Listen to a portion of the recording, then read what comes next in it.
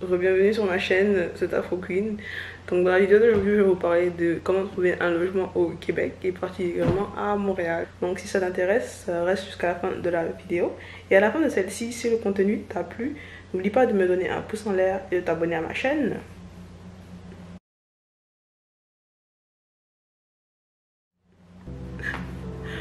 Donc première chose, avant de commencer à chercher un logement à Montréal. Donc, dépendamment de votre situation, si vous allez à Montréal pour le travail ou pour l'école parce que vous êtes étudiant, disons que vous devez déménager d'ici septembre. Donc, d'abord, il faut commencer à faire ses recherches au moins 3 mois à l'avance, si ce n'est pas plus. Parce que trouver un appartement qui vous convient, franchement, ça prend du temps. Donc, il faut vraiment s'y prendre à l'avance et savoir où chercher l'appartement. Et avant de commencer toute recherche, il faut mettre en place un budget. Donc le budget, ce sera le montant que vous êtes prêt à débourser chaque mois pour payer votre loyer. Et dépendamment de l'endroit où vous cherchez, vous pouvez trouver des appartements où quelques commodités sont inclus. Par exemple, l'eau chaude, le chauffage ou l'électricité. Rarement, mais c'est possible de trouver un appartement où tout est inclus. Donc, disons par exemple si votre budget s'alentoure ou est aux alentours de 500 à 600 dollars canadiens par mois, vous pouvez trouver des appartements qui ne sont pas des colocations, mais ce sera plus comme des appartements en sous-sol ou en demi-sous-sol. Donc des appartements où il y a moins d'éclairage ou moins de lumière en général. C'est pas le cas de tous les demi-sous-sols, mais en général il y a moins de lumière vu que vous êtes sous le sol, si vous comprenez ce que je veux dire. Donc il y a des fenêtres, mais il y aura moins de lumière, et particulièrement avec la neige, ça peut être moins pratique, mais dépendamment de la personne que vous êtes. Beaucoup de personnes vivent dans des demi-sous-sols et ils y vivent bien. Donc comme je disais, avec un budget de 500 à 600 dollars, c'est plus les demi-sous-sols qui sont à ce prix là. Mais après, les appartements au premier, deuxième, troisième étage, etc. reviennent en général un peu plus cher, aux alentours de 500 800 dollars par mois. Et il faut aussi s'assurer du nombre de pièces qu'on veut. Donc au Québec, ça fonctionne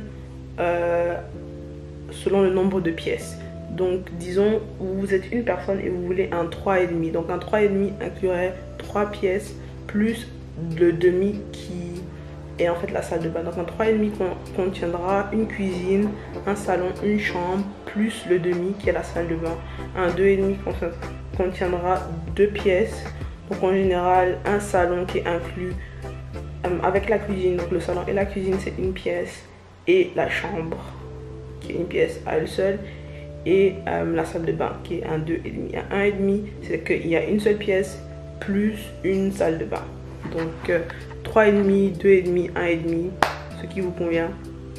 Vous cherchez ces appartements là.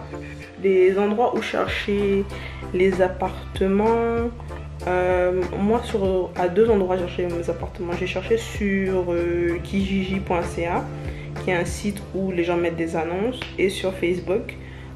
Sur Facebook, il y a des groupes particulièrement dédiés à la location d'appartements, ou sur Marketplace, qui est une fonctionnalité intégrée à Facebook où les gens vendent ou mettent des annonces concernant des trucs qu'ils vendent ou des trucs qu'ils louent. Donc à ces 2 endroits là, moi j'ai fait mes recherches d'appartements et j'ai effectué 10 visites avant de trouver l'appartement qui me convenait le mieux. Et je vous conseille fortement de chercher un appartement qui est assez proche du métro, particulièrement si vous êtes étudiant et que vous allez à l'UDM par exemple, à l'Université de Montréal. Cherchez un appartement qui est aux alentours de la ligne bleue. C'est la ligne de métro qui est composée à peu près de 12 stations et qui commence à Saint-Michel tout en haut et finit à Snowdon. Et il semble que l'Université de Montréal est la troisième station troisième station sur cette ligne. Et en général, le quartier où il y a le plus d'étudiants, c'est le quartier Côte des Neiges. Peut-être que les loyers ils sont moins chers là-bas, moi j'en ai aucune idée. Mais la plupart des étudiants vivent à Côte des Neiges du fait de la proximité avec l'Université de Montréal. C'est juste à une station de l'Université de Montréal. Particulièrement, moi j'en ai visité des appartements sur Côte des Neiges. Non, pas sur Côte des Neiges, j'ai pas visité d'appartements sur Côte des Neiges, mais j'ai des gens que je connais qui habitent Côte des Neiges. Et il y a en effet beaucoup d'étudiants. Sinon, les autres quartiers étudiants, on dit plutôt Édouard-Montpetit. J'ai visité cet appartement sur Édouard-Montpetit, qui est une rue qui est vraiment adjacente à l'Université de Montréal. Et les loyers sont un peu plus chers là-bas, vu que c'est vraiment proche de l'université. Notre-Dame-de-Grâce. Notre-Dame-de-Grâce est un bon quartier aussi, à mon humble avis, où vivre.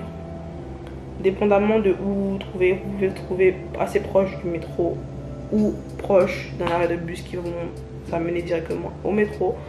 Il faut vraiment penser à l'hiver, parce qu'en hiver, c'est vraiment... ça prend plus de temps pour se rendre aux endroits où on veut aller. Donc il faut prendre en considération le facteur hiver en cherchant son appartement. C'est important de ne pas visiter l'appartement seul dans la mesure du possible. Donc je dis ça parce que si vous allez visiter l'appartement avec un ami, une amie, votre conjoint, votre conjointe, pendant que vous êtes en train de discuter avec le propriétaire ou l'ancien locataire, votre partenaire, la personne qui est venue avec vous, sera en mesure de vraiment scruter tous les recoins de l'appartement afin de voir s'il n'y a pas d'imperfection ou de choses qui ont été cachées lorsque vous avez regardé les photos de cet appartement-là. Parce que c'est vraiment pas de bol lorsque vous signez le bail et que vous vous rendez compte qu'il y a plusieurs choses qui ne vous conviennent pas. Et maintenant c'est trop tard, que vous avez déjà signé le bail d'un an, vous êtes obligé de rester 365 jours avant de pouvoir chercher un autre endroit où vivre. Donc c'est très important vraiment de scruter toutes les imperfections, de voir s'il n'y a pas de moisissure, si la sonorisation est bonne, si dans la mesure du possible, si c'est assez bien chauffé en hiver. Vraiment, il y a vraiment quelques petits trucs qu'il faut regarder pour s'assurer que vraiment c'est un appartement qui va vous convenir. Oui, qui va vous convenir pendant un an.